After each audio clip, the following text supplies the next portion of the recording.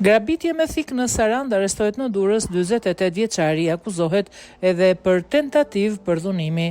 Është arrestuar një 48 vjeçar me precedent penal i cili akuzohet për grabitje me dhunë dhe tentativë përdhunimi ndaj një shtetëse të re në qytetin e Sarandës. Ngjarja ndodhi në 2 maj 2025 në një dyqan në lagje nr. 2 të Sarandës, ku i dyshuari Jorgo Kumaraku, 48 vjeç, nën kërcënimin e një thike grabiti 60.000 lekë të reja nga arka e dyqanit dhe goditi fizikisht shitsen 26 vjeçare. Sipas policisë, ai dyshohet gjithashtu se tentoi të kryente marrëdhënie seksuale me dhunë ndaj saj.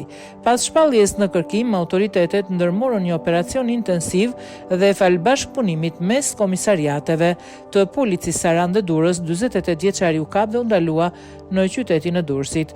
Materialet procedurale janë referuar prokurorisë pranë gjykatës së shkallës së parë të jurisdiksionit të përgjithshëm Sarandë.